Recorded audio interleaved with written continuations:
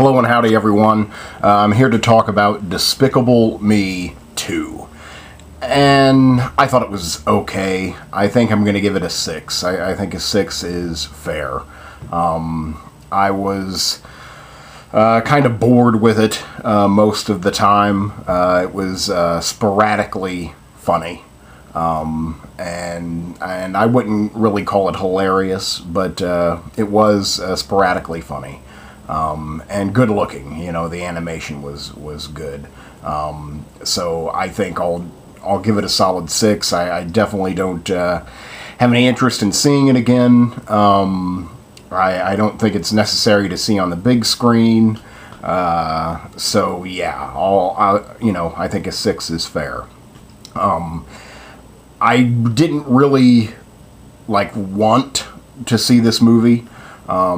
I just heard from enough people that, it was funny and that, the Minions steal the show and that basically you go to see the movie for the Minions and they do not disappoint, I'll put it that way. They are the highlight of the film and the funniest part of the film. And then, it started to make so much money. It started to make so much money I didn't want to feel left out. So I figured I'd better see it. I don't really have a special affinity to the first film. I never saw the first film in the theater. And, again, had no real plans to see it. But I went home for Christmas, I guess a couple of years ago. And my little nephew, Jack, got Despicable Me, and for the next 3 days or so, I probably watched that movie 5 times. And watching a movie with a 3-year-old, it's not like focused and paying attention. But again, after watching it 5 times or playing it 5 times, you pretty much get the gist. I never offered an official review of Despicable Me because I've never, sat down and, in stillness appreciated it. So again, there's no official review, hefty review for Despicable Me. But I would have to say that the first film is superior, if not far superior, to this film. I just found most of it to be forgettable. Literally, I was trying to remember a couple days after seeing it. It's been a few days. I haven't had the time to record, but after a couple days, I was trying to remember the plot and trying to remember who the bad guy was. There's I don't know, I want to call it a trick. I'm sure that's not the right word, but there's a trick to seeing how good a movie was, in hindsight. A couple of them that I've been using that I stole from, I'm going to butcher his name, Ignaty Vichnevitsky. He's a movie reviewer for Mubi.com, Mubi.com. He's also... Well, I kind of want to call him Roger Ebert's apprentice. When Roger Ebert could not maintain the schedule of his at the movies, Ignacy Vichnevitsky took over. And, I always enjoyed his reviews. They were usually a little elitist, a little snobby, but he always had some good points, and he always had a unique perspective. One of those things he would always talk about was that after seeing a film, you should be able to, the next day or, in recent time, a span of seeing the film, you should be able to take an action sequence from the film and be able to replay it in your mind. It should be so vivid and so original, creative, that you remember basically the starting point A, all of the action, all of the chaos, to where the ending point B. And you should be able to replay that in your mind. With Despicable Me 2, I could not do that. I couldn't remember, point A to point B. Also, another technique from him is that you should be able to sketch, be it on a piece of paper or in your mind, whatever. Be able to do a fair sketch of one of the sets. That you should be able to come home and say, wow, that was a gorgeous set, now I'm going to draw it. And here's exactly what it looked like. Because it looked that good, it's fresh in your mind. I could not do that with this film. I tried to remember some interesting set pieces or something that gave it, some depth, and there's nothing there. The only thing I could come up with is just a sketch of Gru's house. There was a point where I think Gru was like depressed, and he was sitting on his front stoop. And that's basically the only image that I can remember of the film, of the set of the film. I just thought it was, very shallow in terms of character. This is a single father. See, I'm trying to tell you the plot, and I'm even kind of struggling to remember what the plot was. I remembered that there was a secret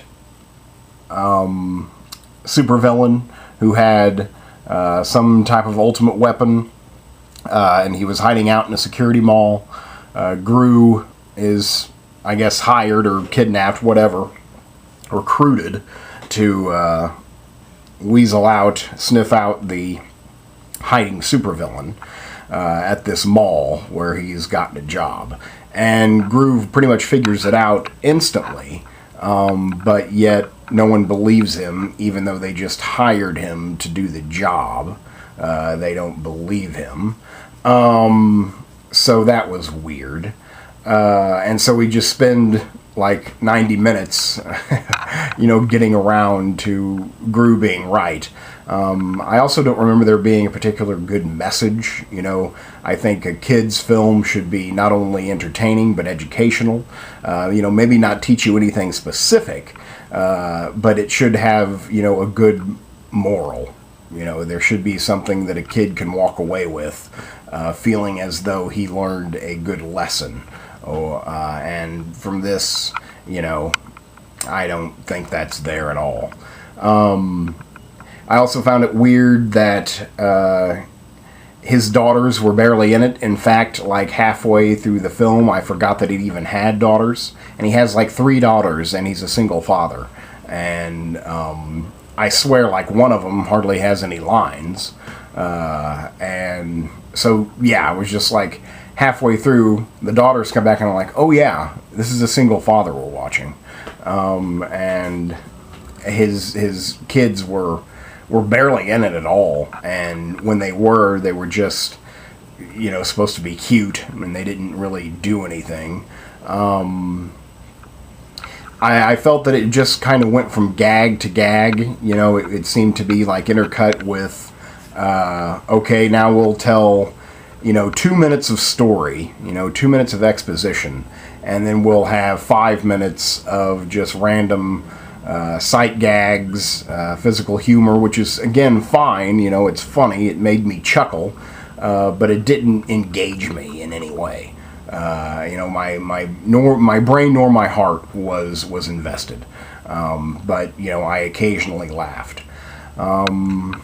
The animation did look good. I mean, I like the character designs, and all their movements were very fluid. And I mean, animation is just becoming, computer animation is just becoming just more and more complex and gorgeous, and photorealistic. It's freaky, honestly. The minions, again, were funny. I think they'll most definitely get their own movie. I mean, I guess it kind of says that at the end, but I think that's kind of more of a joke. But I definitely think that the Minions movie will be coming out soon. And I really hope that they don't have any humans in it, and it's just minions, and there's no English, and it's it could be seen, anywhere in the world, but, without even subtitles. I really hope that they do that. I don't really know what else to say. I just guess I just kind of thought it was childish, you know, in a bad way. You know, it just didn't focus on any type of story or any coherence. I don't know what else to say. I don't know how else to put it. I saw this in 2D. Even though I can be convinced to see some animation in 3D, because I would think the conversion process is relatively easy. But no matter what, 3D film removes, I think now it's up to 16% of the color of the film.